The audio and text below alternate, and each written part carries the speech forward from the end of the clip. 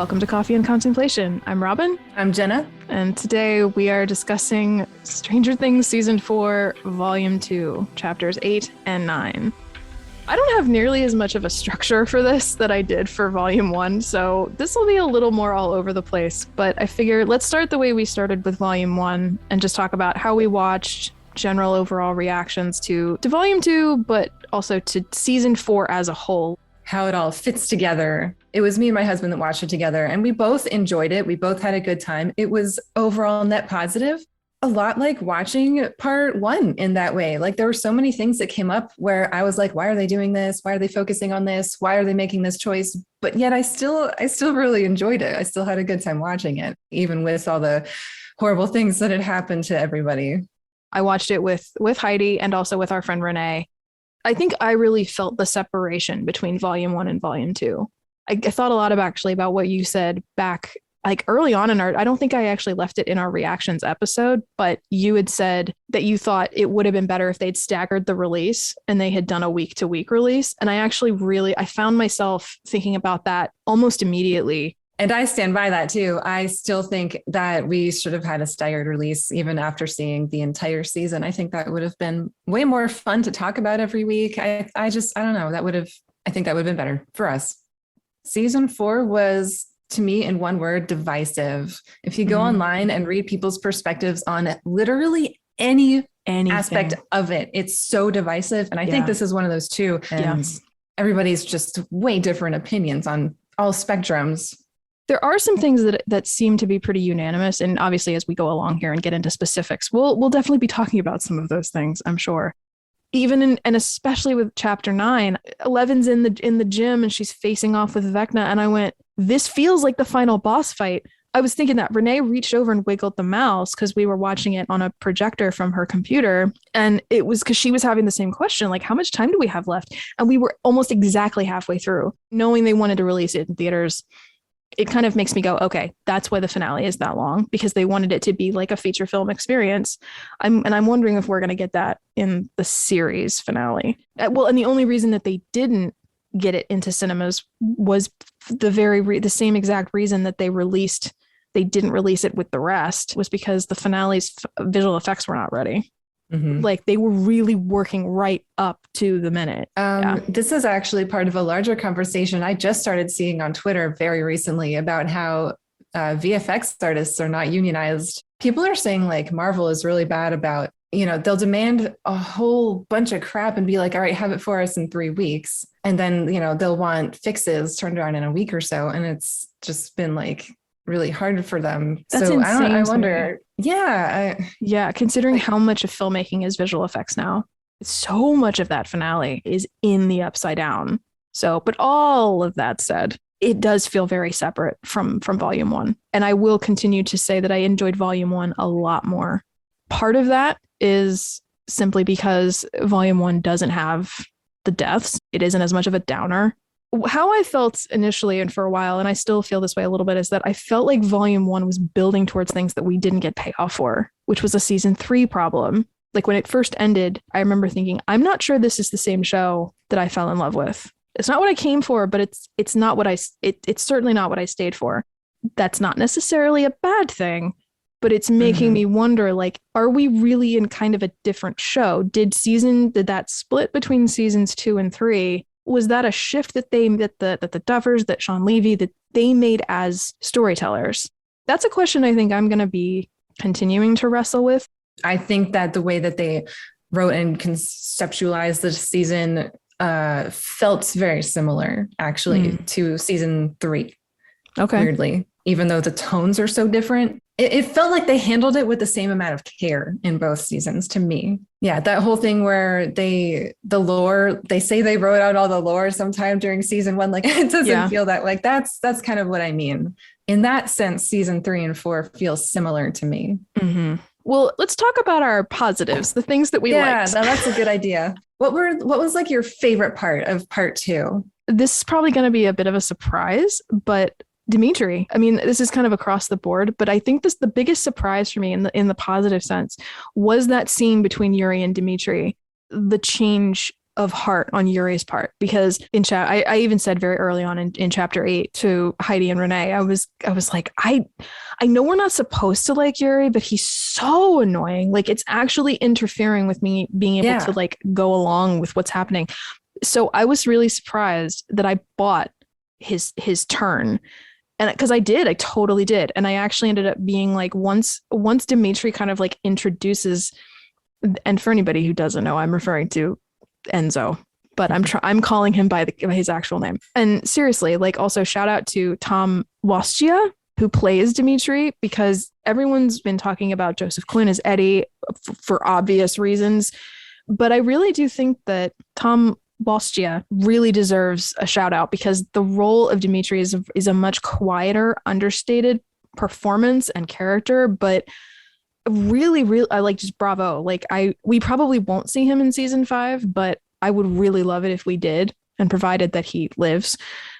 Yeah, like, I really liked that scene. It's a really, like, I think it's a very easy scene to ignore, but I remember being just, super surprised by how much I enjoyed that moment. So that's really high on my list. They really put thought into how that was going to happen, and it worked. I completely bought it too.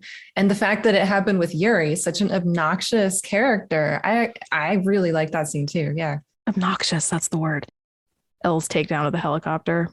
Specifically that moment where she brings it down. I've heard a lot of people raving, for good reason, about the cinematography of that moment and Millie Bobby Brown's performance. But I also really think that that's a really great example of actually, like, the editing and the sound department are on fire there too. Like, really, that's what I noticed. The way it's cut, the sound drops out, you hear her scream, like, prolonged, cuts to slow motion. The editing of that. And the editor for chapter 8 is Catherine Naranjo. I loved, though, Eleven's line about when Max is like, "How are you here?" I piggybacked from a Pete Stove. Okay, yes, that was really good. Like, sometimes those moments kind of kill tension, but sometimes you need that, and that was perfect. It reminded me so much of season 1, 11. What about you? What were some of your top moments? Oh, Eddie playing Metallica, obviously. Oh, well. Like, I'm going for the low-hanging fruit on that one. That was so sick. I read this in the Facebook post that Metallica put up. I didn't know that people watched the trailer and were able to guess what he was playing, but that was awesome. I don't know if you felt this way or you noticed this when you were watching, but, like, you just hear the guitar at first because it's just Eddie playing guitar on the roof of the trailer. And I was like, great. And then the drums started kicking in, like, pretty much right away. And I was like, I wanted to enjoy the moment of just Eddie sitting here playing the song on the thing just for a little bit longer. Like, obviously the whole song was going to start playing at some point, but so that was actually a little bit jarring to me, but still, that was still like a pretty legendary moment. Mm-hmm. I was trying to tell, actually, if the song itself is supposed to be diegetic or not, like if he's playing along to the recording or. So that's a good point. Well, fun fact, Master of Puppets released like February of 1986. And this takes place in March of 1986. I saw some really funny memes about how, wow, Eddie is so fucking badass. He learned all of the tabs to Master Puppets in like 2 weeks without, back in 86, without the internet, he just figured it out all on his own. That's how much of a badass he is. I buy that. Yeah. I buy that. Yeah. Oh, man. Yeah, that is a pretty great moment. I like that a lot, too. I also really liked each of the "in case I die" character moments. In episode 9, they peppered all those conversations throughout the episode of the, well, here's me and you having a moment together. And then obviously one of us is going to die, right? And then it started happening with like 5 or 6 different groups of characters, and they're just covering all their bases, basically. And I thought that, like, we couldn't have spaced those out throughout the entire season, but I really appreciated people, having real conversations with each other. I really liked Steve talking about his, RV and kids dream. Really liked that conversation up until the moment where he said, "You were there too, Nancy. It's always been you." Like, no. That part could have stayed out, but I really liked the first part of that conversation. I thought that was really good. In rewatching it, I felt like the scene on the RV, I actually thought that was another good example of, like, I like the way they're handling this. I like how, because it's escalated a little bit. I also like that he's talking about this is just something to look forward to. Like, considering what she's just seen and what she's worried about. Something we talked about in our hopes, fears, expectations was, what does Steve want? And I kind of think it's interesting. We got an answer to that. I mean, like, well, he wants a family. I love that idea for him. Everything else aside, which we'll dig into, don't worry. I actually really did like Will's painting. Like, it was funny when I rewatched it, I actually stopped and paused to really get a good look at it, to look at Lucas and Dustin, because you're focused on Mike and Will in that moment. But it was like, this is such a sweet thing. And I really liked seeing it. I wanted to also mention that I really, really liked the way that they wrapped up, or didn't wrap up, I guess I should say, Robin and Vicky. I totally think that Vicky is bi, and I'm super here for it. And I also liked that they actually included the Separate Ways remix into the actual series, because they didn't do that with Baba O'Reilly or Thriller. Oh yeah, that was great. I recognized it as soon as it started playing. I was like, yeah. So we actually started singing along. It was fun. That was a really good moment. Yeah. So, all right, getting into the stuff we didn't like. I have watched the scene since on my rewatch when I was by myself, but as soon as Eddie said, "Promise me you'll look after them," I actually said, I can't watch this, and I actually jumped up and ran out of the room. I'm learning that I now have a significant, for me, a trigger is giving someone permission to go, like deathside goodbyes, but specifically from it's okay, you can go, because I had to do that for my dad. Mm-hmm. And I wasn't there, but that was something I really struggled with. I'm still struggling with it, obviously. And that's something that I do want to get into as well, in terms of Eddie's death and the ramifications of that beyond just the fact that he died, because that's something I'm not seeing as much discussion around, either from Dustin or Lucas, and how this impacts them. Because I can say from experience that having to bear the weight of that responsibility is something that I am going to probably carry with me forever. And so I learned that when I went to see West Side Story. Actually, I have found, I don't know if this is true, like for you with stuff, or for anybody listening who's been through something traumatic, that it isn't always an obvious thing. For example, I love the reunion between Elle and Hopper, but it was surprisingly not as upsetting as I thought it would be, because father and daughter, like, it's not always father-daughter stuff that I find that triggers. It's something specific to, yeah. That makes complete sense to me. Yeah, I understand. But like with West Side Story, it was like, I've seen West Side Story. I've read Romeo and Juliet. I have seen West Side Story on stage multiple times. I've seen the movie dozens of times. I know how it ends. I've seen the death scene of Tony multiple times, but something about seeing it in this new context, it was like her basically singing him to sleep, essentially.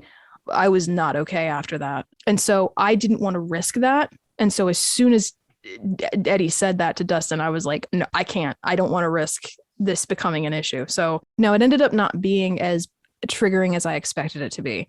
But I ended up being out of the room, though, so long that I also missed Max's death. So I had to go back and watch both of those by myself. What did you think? I actually didn't really go into that with any expectations. When I saw him getting attacked finally by the bat tornado, I was like, okay, yeah, he's probably not going to make it. It was actually my husband. It was Adam that said, in hindsight, it was very predictable. It's not that Eddie was a new character. That's not why it was predictable for him. It was more like what happens to Eddie if he lives? Eddie living was too big for the Duffer brothers to handle. They couldn't, there's already too many things going on in the show. Killing him off cuts out a lot of work that they would have to do. I just feel really bad for Dustin. A lot of people are commenting things like Robin, Steve, and Nancy would have found them and all gone back to our plane of existence together. But we didn't get to see that. We didn't get to see their reactions to Eddie's death or them having to care for Dustin. And I was pissed about that because I am I am big mad about that. Yeah, because now the trauma is all on Dustin. Yep. And we don't have those three go through any of that. They were in the same, class, same age as Eddie. So I think for them, that should have hit really hard. I think that should have been like, holy shit, that's one of us. And we lost him. And And we didn't get any of that from them. We don't even see Mike find out. Yeah, that too. Mike Or was in Lucas. Hellfire Club with Dustin, and So was- Lucas was doing his basketball thing, but Mike was like always with them. Yep. And so it's basically, they're basically making this Dustin's trauma with that, the way that they handled that. And that pisses me off because so many of us, the audience, loved Eddie. Obviously, everyone in the audience was going to be feeling the trauma of Eddie's death from our audience perspective. Why not have all, or most of the characters go through it too? Why just one character? Why put it all on Dustin? I don't really understand that. Those scenes would have happened. Why did we not get a scene of Steve comforting Dustin, or Dustin pushing Steve away because he's, or doing what you do with moments like that, where you're, like I could very easily see Dustin like not being ready to go there yet and being like, you never liked him anyway. And Steve having to be like, okay, you need space, but like, if you need to talk, I'm here. Or we don't see Erica find out after like that great buildup between the two of them at the beginning of the season. Like there wasn't time for it. I understand that, but it's also like, those are things that I really feel like it's not even that they should have made time, but it's a case of, it's what I've said multiple times before. If you're not going to go there, don't go there. Yeah. And that's a huge thing for so many things in this particular show. There's a lot of things. There's a lot of topics that goes with, specifically with Erica too. She's the baby out of the group. I was never scared for her life.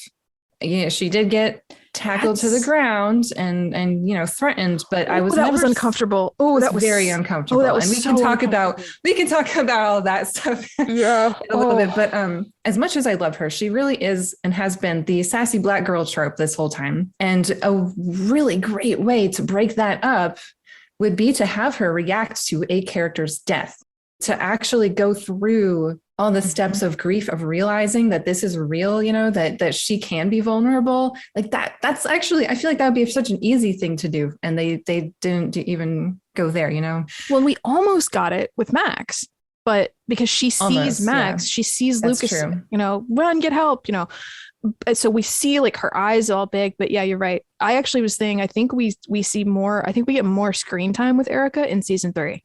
I really think we get more time with her then, or at least more quality time with like just her, because the group is so big. And I also very much disliked Dustin's monologue to Eddie's uncle.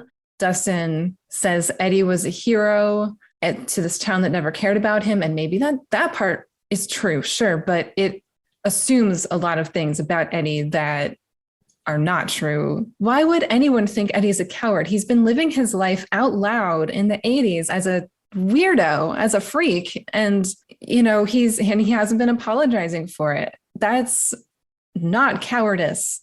Once Chrissy died, I can totally understand why first of all, I understand why he panicked and ran. He thinks about it and he realizes, or he thinks that that's a cowardly move. I understand that from his perspective. What I don't get is this moment being a payoff of that. Dustin would have known that Eddie's never been a coward. They just have that line at the end where Eddie says, like, we're not heroes or something. And I hated that moment anyway. Yeah, I did too. Because I didn't like the thing of like, don't worry, you get to be the hero. Immediately I went, I don't think that's why he's asking you. He's asking you because he's worried about you. He wants you to be okay. That felt deliberately like set up for the "we're not heroes" line. I said in volume 1 reactions that I was like, well, I don't think the scene between Eddie and Steve when he's saying like, I was almost a little bit jealous of you, and no, you turned out to be a good dude, but me, like, I've been a coward my whole life. I said I didn't think that it suffered from the lack of Steve not responding to that, but I take that back. If they were going to take Eddie where they did, then I think, yes, I do think that scene suffers from that. I think Steve should have said, you're not a coward. And it doesn't make you feel like Eddie actually confronted anything about himself, even though he's dying and he's like, I didn't run away. And it's like, bitch, you should have. Like, this was the time you should have fucking ran. It was your job to run away. The whole thing, because it also bugs me too that he gets killed almost in the same way that Steve almost got killed. And the only reason that Steve didn't die was because his reinforcements showed up to save him. Yeah. But I feel like they were distracting us with Steve over here. Yeah. That setup makes me feel squick. It doesn't leave me feeling positively about the season. There's so many fan theories that have cropped up about maybe he's Kaz from D&D. They introduced that character like right at the beginning. I've seen that too. There's a lot of theories that here's how maybe he'll come back. And this is kind of my issue with the whole plot armor. This is what I meant in volume 1 when I said, well, first of all, I saw a tweet like right afterwards. All it said was there are other ways to create stakes than death. Mm-hmm. And I feel like that's kind of sums up how I feel about the way they've handled death this season. The Duffer Brothers have also said we needed to feel like characters that they lost. I just don't think it was necessary. Eddie's death, like Max, I can see the plot necessity of it, but Eddie's death was completely unnecessary. That was something you simply didn't have to do. I mean, I do think Adam makes a great point, which is, but what is his life if he survives? But honestly, to me, my immediate answer to that is he leaves Hawkins like everybody else. They got bigger problems now. I could easily see them like getting him set up to like take the RV and just leave. And it's like, maybe he'll come back in season 5. But like, and maybe there could even be some tension there. Like, no, but like, I feel like I should stay and help. And they're like, no, dude, you have to get out of here. You have to go. Argyle and Eddie drive off into the sunset together, back to California. Like, yeah, that could be amazing. Believe this is a beginning of a beautiful friendship. Like they both had to go like I'm very much not a fan of characters suffering just because, which is one of the reasons I've been so irritated with Steve suffering so much in the past 3 seasons. So much. I have read that apparently Eddie's death will be meaningful somehow in season 5, but I mean that's so vague. We have no idea what that really means. But it's like, but why should season 5 justify this moment? And the other thing that I think is really worth noting, there were 2 things I really wanted to make sure I mentioned. One is that from everything I've seen unanimously, no one is happy about this. I have seen no positive reactions. The only positive response I've seen have been like kudos to Gaten Matarazzo and Joseph Quinn in their performances. Yep. Yeah. Other than that, no one like, okay, spoilers for Avengers Endgame. Because I was trying to think of an example of like, well, when do you ever have a death in a series or anything where it's so upsetting and it's so emotional, but you don't resent. But it works. Yeah, right. You don't resent the property for killing the character, because like I would say in Avengers Endgame, there's a vast difference between the way they handle Black Widow's death and the way they handle Tony Stark's death. Oh yeah. You look at the way that they kill off Tony Stark and it's like, weirdly, it's gratifying because it does, I mean, even just Doctor Strange going, this is the one, and you get it and it works. And it's not perfect, but it's like, that's a really emotionally, I feel like that's the go-to example I have of like watching it. Yes, I'm devastated afterwards, but I don't go, it wasn't necessary. You didn't need it. Why couldn't they have found another way? And yeah, it's more cathartic than angering. Yeah, just the fact that there's been no positive response apart from given what they had to do, the actors did a fantastic job.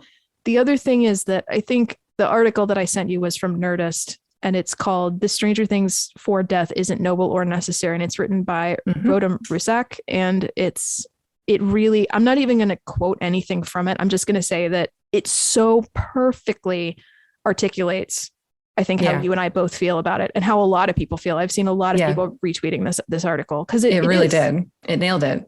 Yeah. The monologue to Eddie's uncle, actually, that could have been a great opportunity. What if 4 or 5 of them were there for that? What if Nancy was actually the one who talked to him and, Dustin maybe took over from her at some point? Because Nancy did talk to that guy earlier in the season, so he would have recognized her.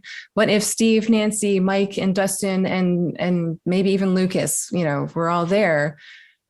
I feel like that could have been such a strong moment rather than the awful moment that it was. And they would also have to change some of the dialogue because I didn't like a lot of what he said, and that article details that really well. Some of the problems with the things that Dustin said, and the article has to do with like the way that Eddie is othered and how, and really articulates why it wasn't necessary, and how much damage killing him off actually does. And it leads into a bigger discussion about how the Duffer Brothers just didn't want to go there. They are in rural Indiana.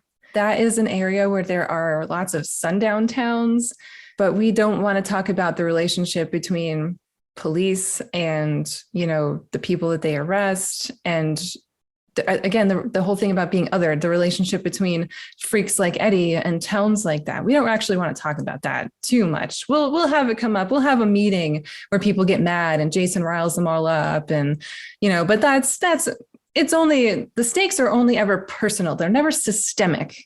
Oh, wow. That's the perfect way to phrase it. Yep. That's brilliant. I mean, they made a choice to have Jason point a gun at Lucas and tell him to turn around and empty his pockets. Yep. They didn't have to do that. They made that choice. They didn't have to have Erica tackled to the ground by a white guy, bigger than her. They made that choice. They didn't have to shoot in a freaking Nazi prison in Lithuania. They made that choice. They could have shot other places, and they didn't have to turn it into a goddamn Stranger Things Airbnb afterwards either. They didn't have to shave Eleven's head again this season. They didn't have to go there. If you say one of those things, you're going to get so many comments from the internet saying like, oh, but that could have happened. Like, whatever. It's not just one thing at this point anymore. It's all these things building up. There's, I wouldn't have thought of the anti-Semitism, but I'm online and I see people posting about it. And it's like, you know what? They're right. We need to draw attention to this, and we need to hold our creators accountable for shit like that. Their writer's room, by the way, is 100% or almost 100% white. There's like one person apparently who's like Latino or Latina, but like everyone is white. It shows. I know in prose, in like novel writing, you have sensitivity readers. It doesn't read like they had sensitivity readers for race, for religion, or queerness. Or disability.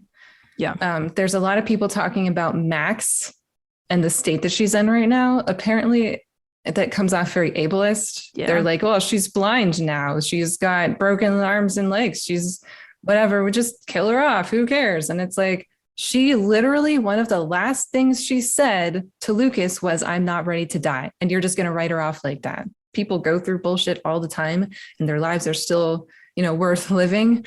So they need to approach it from that angle. Yes, that's exactly what I was going to say. It's like, I don't know that I trust them with the response to that. The other thing is like, I'm also not sure, like, are we headed for discussion about, because they have said she is, quote, brain dead. Mm-hmm. All of her bones are broken. All of her bones are broken. Did they say that? Really? They said, yep. Oh my God. So is she basically just a shell? I'm really surprised that this is what they went with for her, because of all the other things we've seen from them, how they don't go there. Again, they don't want to talk about these hard things. Even the way they talk about grief and death in a show where characters die, it doesn't quite hit the mark for me a lot of the time. There's a lot of dissension from the fans right now about, you have people like me who are saying, I want all of our heroes to make it out. And I'm super 100% unapologetic for that belief. I'm not, I know I'm just like I have my rose tinted glasses on. Like, no, I feel like their pattern, including season 4, they do not kill their main characters. They don't do it. And it's kind of like, my feeling is just be that show that has the guts to say, no, our characters make it out. Yeah. And, just this once, everybody lives, because there's a lot of frustration over the fact that like, yep, Eddie died, the new character again, but the one character they couldn't quite kill her off because they just can't go through with it. And on the one hand, there is a part of me that actually kind of, I almost wonder how different the conversation would be. I'm not saying I wish they'd killed Max completely, but I do kind of wonder, like, I really, really, like, I was shocked when they did what they did. I could not believe it. I was like, because Max was somebody I was never really worried about, I guess. Like, I just didn't think they would. But I do kind of wonder, it's like, what if they'd committed to that decision? No, yeah, she's gone. Absolutely. That is such an interesting thing to think about. How different would it be? I honestly think I might have preferred it that way. Just because I really don't feel good about the way they've left her right now. Because again, I don't really trust them the way that they've set themselves up. Yeah. And especially if we're headed for a conversation in season 5, in which there's a question of, do we just keep her on life support or not? If they don't handle it right. Yeah. And that's such a terrible thing. Like, again, they want this to be lowest common denominator TV, and they're not going to be sensitive about really obvious triggers for probably a lot of people out there. How many people have had to deal with relatives in the hospital? Hopefully not children. I mean, but still a lot of people have had to do that. I mean, and they want everyone to be able to watch the show and they haven't really proven themselves capable of handling really, really sensitive material like that. Also, where is Max's mother? Like, she probably had to work. That poor woman has 2 jobs and can't afford rent, and she's got her daughter on life support in the hospital now. She's probably had to work all the fucking time now. One thing I didn't say at the top was that this season is so obviously The Empire Strikes Back. Like the comparison started to get frustrating, actually. This is obviously Han Solo and Carbonite. That's exactly what I thought of. I was like, this is them putting Han and Carbonite structurally. I'm like, this is what this is. The only difference is they don't have to go get her body out of the Upside Down or something. Right. I saw, I think in a pretty scathing review of Volume 2, actually, was something along the lines of like, would the Duffer Brothers really put her in a coma just to have her flatline in the final season? And at this point, I'm not sure. I genuinely don't know. Another thing is that relates to all this is they're being very inconsistent with their own lore, the rules. When Joyce says, well, if we kill the demo dog, the shadow, or whatever here, it'll help the kids in Hawkins or something like that. And I was just like, what? That makes no fucking sense. That does not jive with anything that we've known about leading up to this moment. If we want to talk about lore inconsistencies, the biggest one that I have seen, maybe I'm wrong, is this whole I needed to find a way to create gates.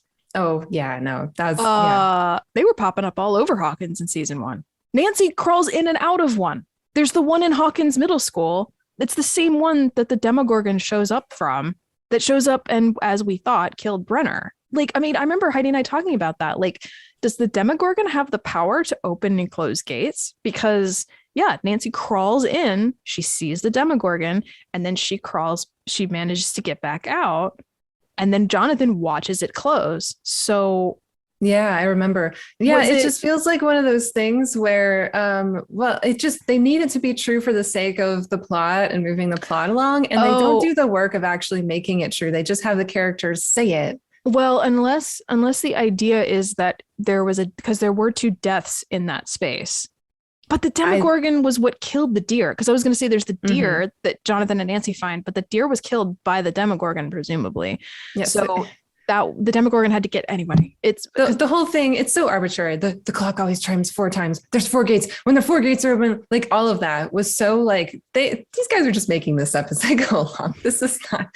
None of this makes any sense. Which would have been fine. Like I don't know why.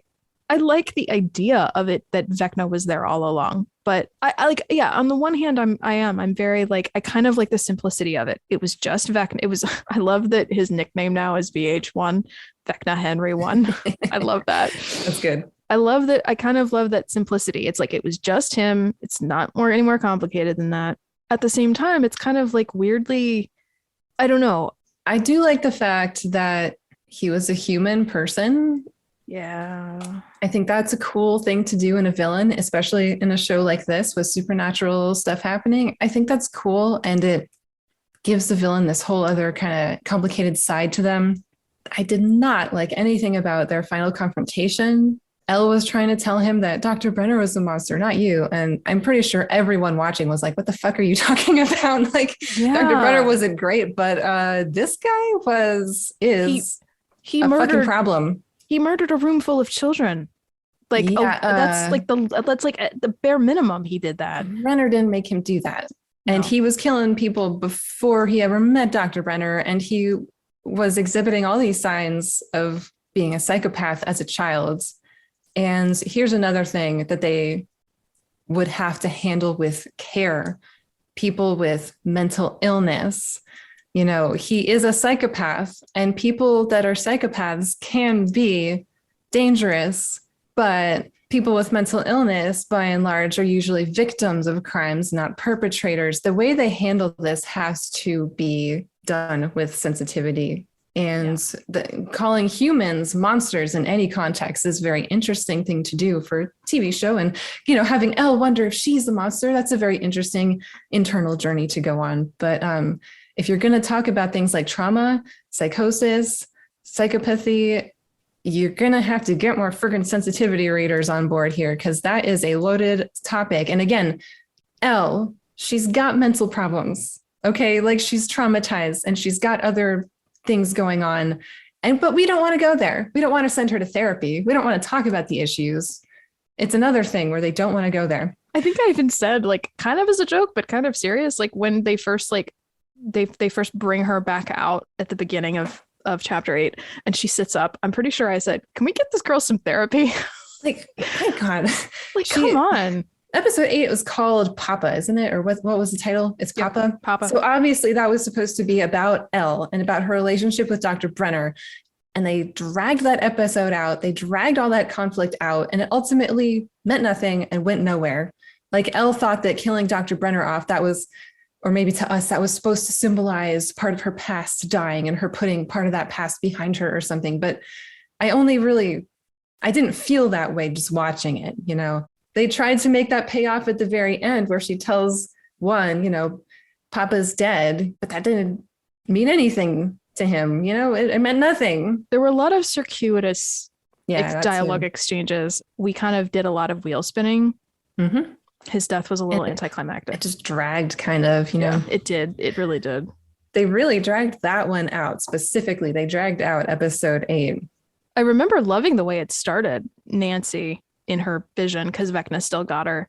I loved the recreation of the sequence from season 3, the matching style of the shot, where in season 3 it was the Bruce flare like walking down the hall. I loved that. I thought that was a really great touch. And I really just, that whole sequence was like, this is the kind of like way to do horror that I can get behind. I liked this. I mean, we get that great like Blondie, Beatles, Bowie music. This is music. Yes.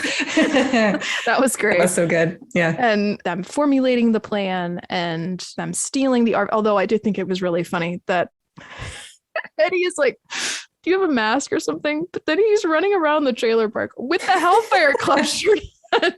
I know. Like, let's maybe talk about Will. A lot of people are debating whether or not we were actually queer baited in part 2, season 4.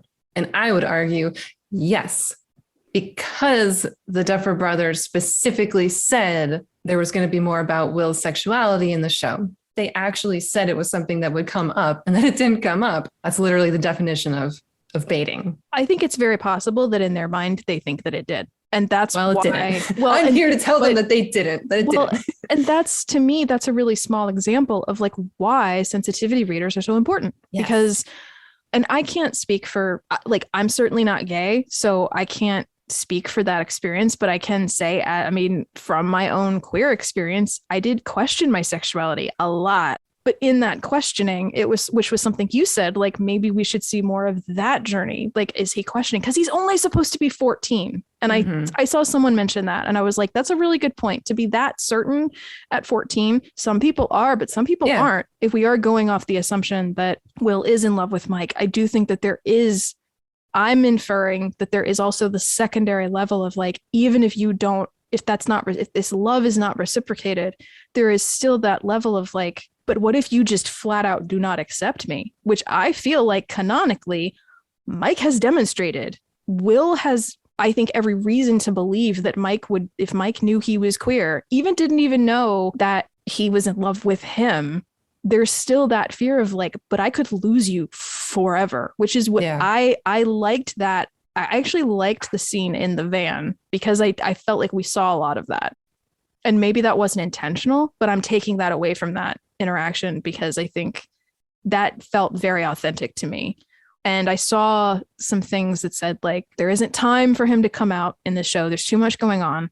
And also things along the lines of like, unless he says the words, I'm gay, or is waving a pride flag, no one will be happy.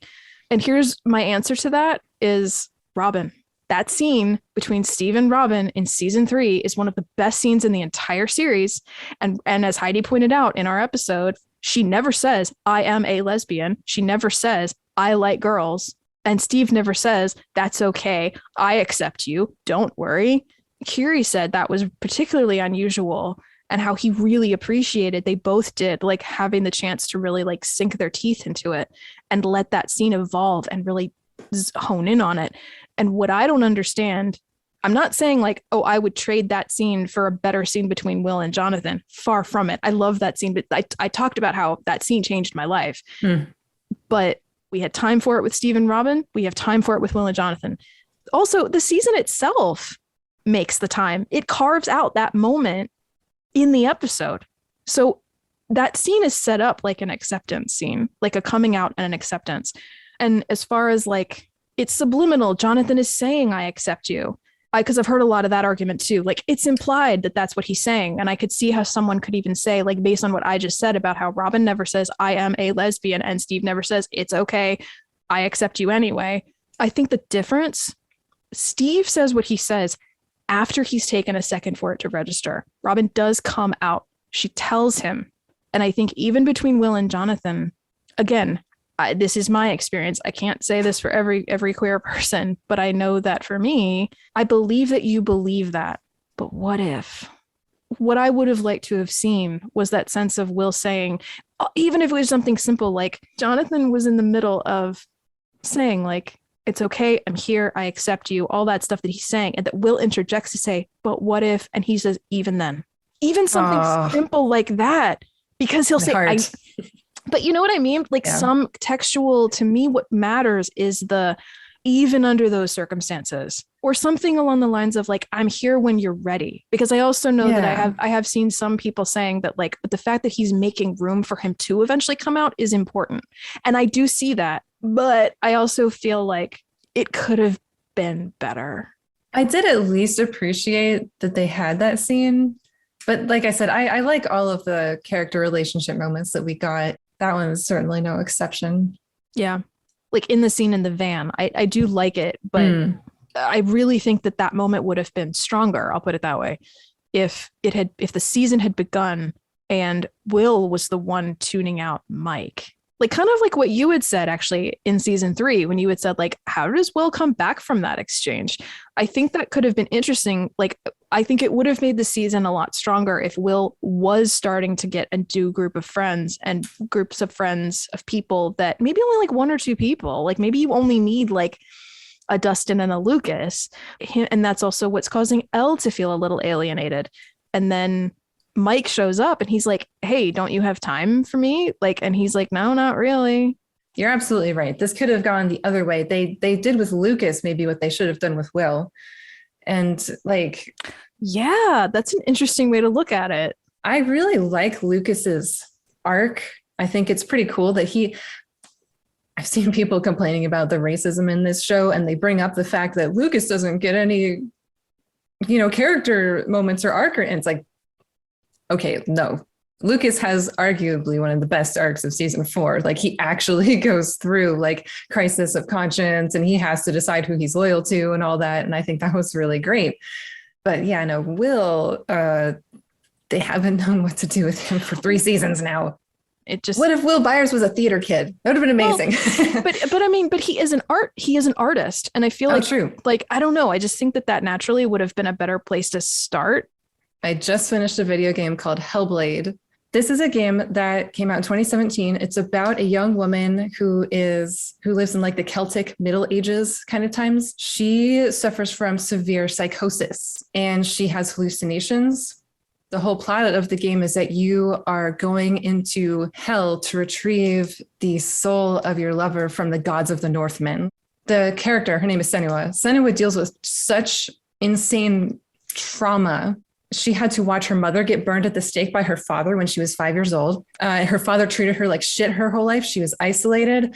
They had to talk to so many experts about psychosis. They had to talk to people with lived experience about psychosis. I don't experience those things. And yet even me playing the game, I could feel the care that they put into every aspect of this character and her trauma, and us feeling the trauma. Where is that in so much of our media? We could get stuff handled with this amount of care and attention, and we just don't. And it makes me mad.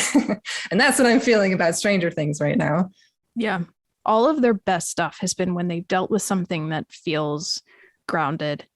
Their best stuff has consistently been, you can tell, it's been stuff from their own lived experiences. Like the very first thing in season 1, episode 1 of Stranger Things is the 4 kids in the basement playing D&D.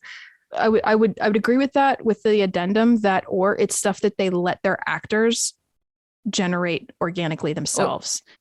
it just got a little too big. I think the scale, the scope, the size of the cast, it just, yeah, it got too big. Granted, I think that given that there were things that they managed to handle pretty well, but they've continued to make things too big for themselves. There are holes in Indiana. Like, what are they going to do with all that? Yeah. I mean, it kind of makes me wonder if like your theory / just kind of idea that you talked about in volume 1, well, what if they make it so none of this ever happened? Because that's something else that they never circle back to in volume 2. Why is the Upside Down stuck in 1983? We never go back to that. And I do actually think that the reason is just because they needed to get them to the Wheeler house. I don't think there was any other reason for it than that. And they needed to have it that they're in the Wheeler house, but they don't have weapons. I also think that there were areas that they could have trimmed. They could have lost some things, and lots of things. A lot. On that note, the love triangle. I don't know how I feel about all that.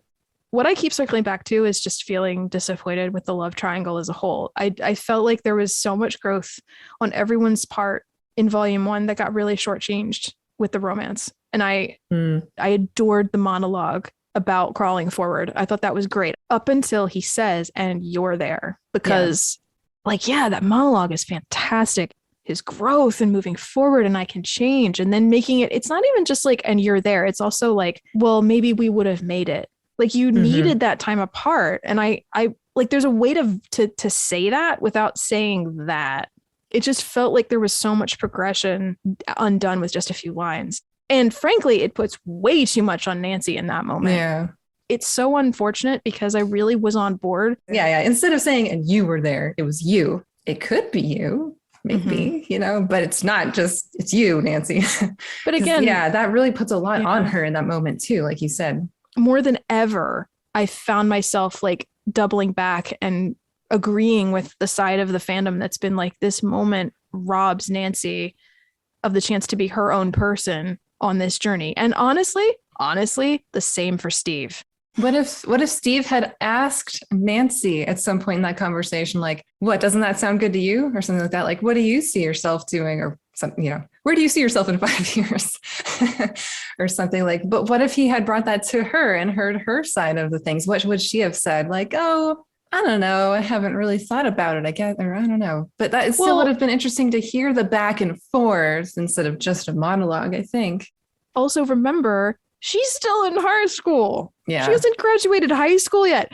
And he is just like a year out. So it's like, they're very young. Like, I understand this, that there could be this idea of like, I want a big family. But again, that felt like setup that really didn't pay off well. And which is a bummer because I really liked how they got it going. I really did. Yeah, and, same. So there's all of that. And that's critical analysis. But I also have to say, it just makes me sad for him. Like, it just makes me sad. And I don't want that for Steve. I want Steve to like, it would have been great if it was just realizing he likes her still. But I don't know.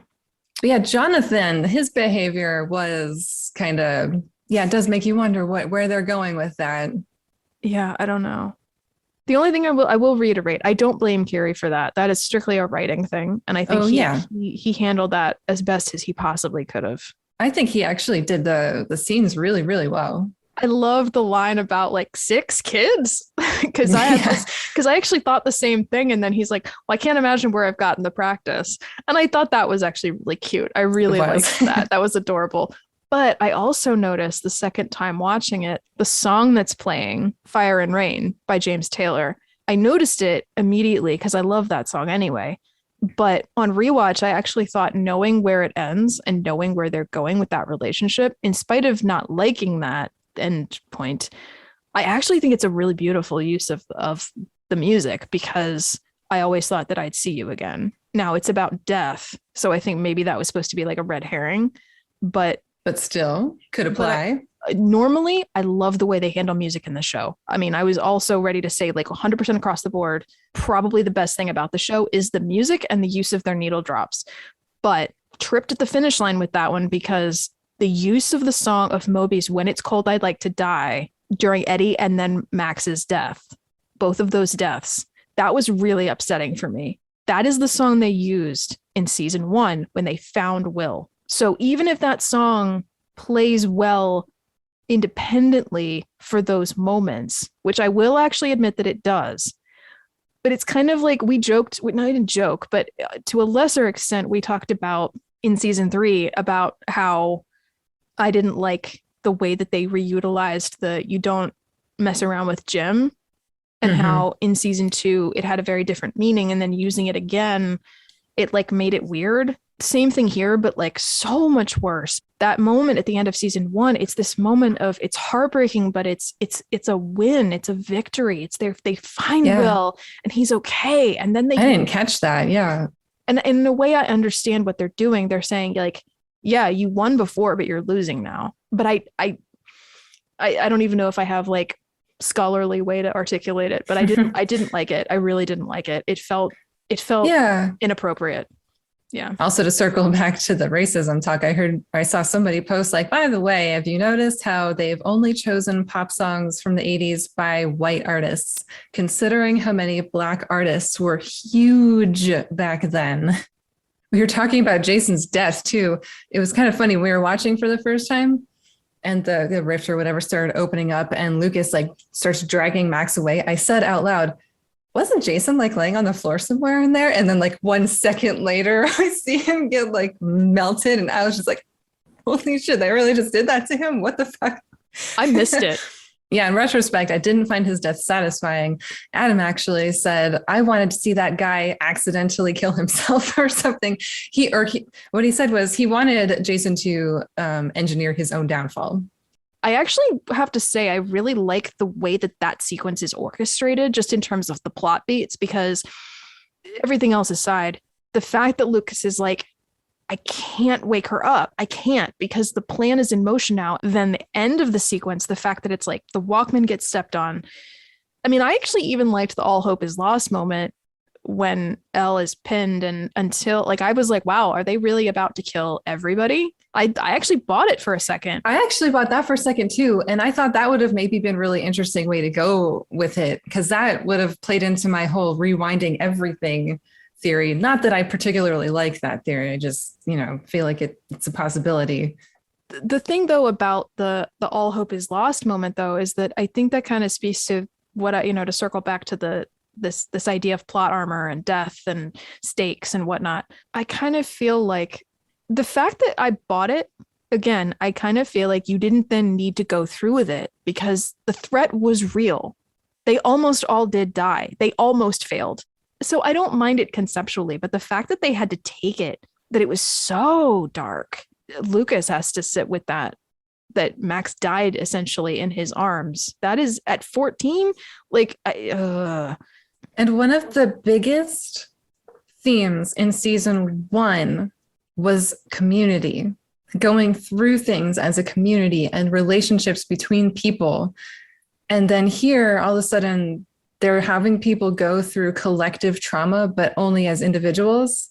Like, again, Dustin being the only one to have Eddie's death as a weight on him. Lucas being, and well, I guess in Elle, having Elle, the weight of Max's death on them, but in very different ways. But those are community tragedies, but they're not really being dealt with that way in the show. Something I found myself thinking a lot about were like a lot of these properties that they're borrowing from, like a lot of that they're inspired by. The horror is important, but I will say that at least from like the fantasy side, Lord of the Rings, Star Wars, those are both properties where pretty much everybody lives. Like all of your core characters live, and no one is bummed about that. Because this question of like, well, it's not realistic to have everyone in plot armor. Okay, this is not a realistic show. Yeah. Like we're talking, I mean, Heidi said it, like we're talking about a show with giant tentacle monsters. Like that's not, granted, I will say that I like when things are grounded, but grounded and realistic feel different to me. And I kind of feel like right now it's too common to have characters die. Just since season 3, since season 2 came out, it's like now so much of the question is about who's going to die. Our cultural consciousness has shifted. Character death is so common, and particularly sacrificial redemption through death. Sacrifices are so common. I almost feel like the bolder move would be to not do that. That would be, a really encouraging thing. I think right now we are living through dark and scary times right now. Like, I feel like in this fantasy show, to have the courage to have this be a moment of to say, to be encouragement, and to be, this is what something we can hope for, and here's a little bit of like light in the midst of a genre that is generally dark, would be You can absolutely do that in a horror show. Yeah. okay. I For wouldn't people know. that are arguing, that will argue, oh, it is a horror show. No, that you can do whatever you want, really. And come Agreed. out of it where you're leaning on each other, because I think that, and especially now that we're into the final season, it's kind of like, I don't know, everyone's fair game now. I don't really think that they're gonna play by their same model that they've played with up to now, where it's like, especially given that so much of the fan reaction has been like, you killed the new character every season. It's almost like a be careful what you wish for. I mean, not you and not me, but in terms of like the voices that are saying, have the guts to kill off your core characters. How, like, is that really going to make it better? And maybe for some people it will, but I find that for me, it's like, just to be more realistic, for me, that is not sad. That's not satisfying. And Yeah, I agree. Did you watch Squid Games? no. So there's a really no way. Hey, look, I wasn't gonna watch it, but then like Adam was watching it and I was like, okay, fine, whatever. That's actually a really good example of a show where there are way more important stakes than death. And that is a show about a bunch of people dying. But if you actually watch, it is not surprising in the slightest who ends up living and dying. And yet the stakes are through the fucking roof. If you want to watch it through that lens, it really, really is a good example of that, I think. Well, I mean, honestly, even within the context of Stranger Things, in context of this season, one of the biggest things we're all talking about is the love triangle. Love and death. Those are the two things that fandom is always interested in. Yeah. The ships and people dying. What happened to Hawkins itself? Like, they just say it was a natural disaster. I mean, that changes everything about the area in general. I've heard that there's going to be a bit of a time jump between the end of season 4 and the beginning of season 5. We don't know how long. That does make sense. But like, in the aftermath of disaster like that, it changes everything about a geographical area. Again, are they going to ignore, this whole thing with the whole community changing, or are they going to get into that too? Also, real quick, Argyle was there with them at the cabin, by the way. Yeah, he totally was just foraging in the woods somewhere for mushrooms. And then like they all just kind of fucked off to watch the smoke. I was like, where's Argyle? They just left him behind.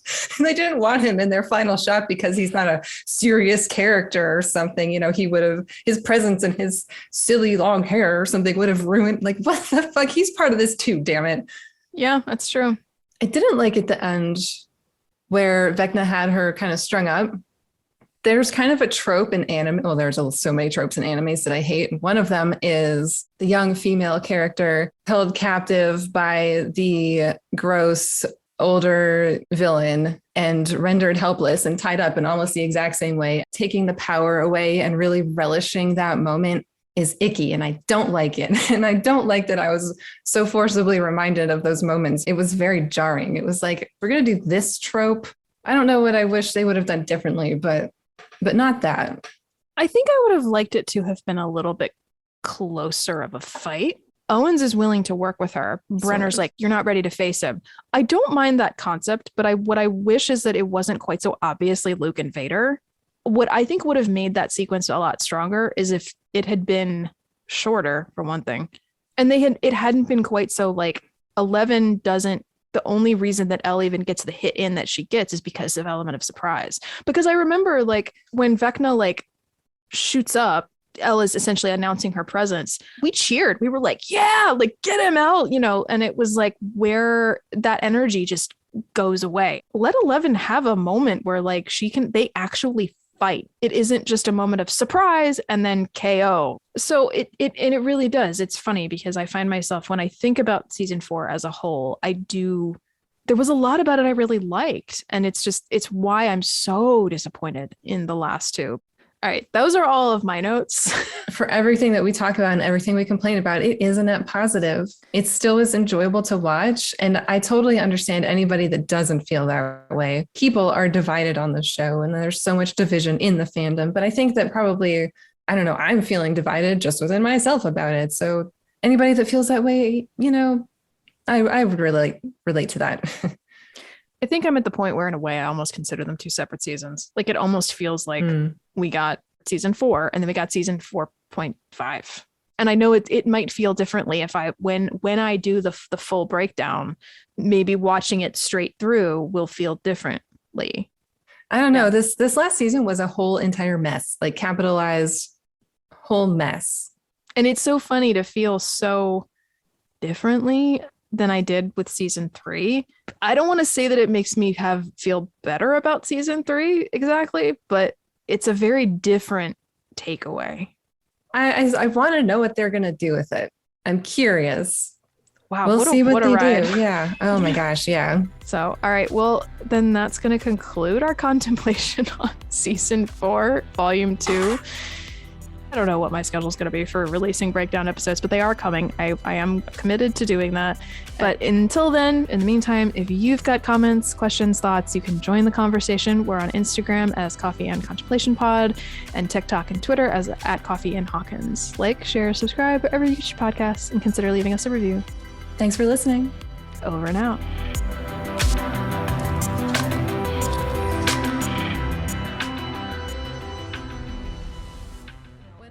In case I die, I mean, not from the character's perspective, but from like the writer's. Oh, sure. Yeah. It's not like the characters are saying, hey, in case I die, I love you, Jenna. They're having moments so that we have payoff later of being sad about their death. That's what I meant.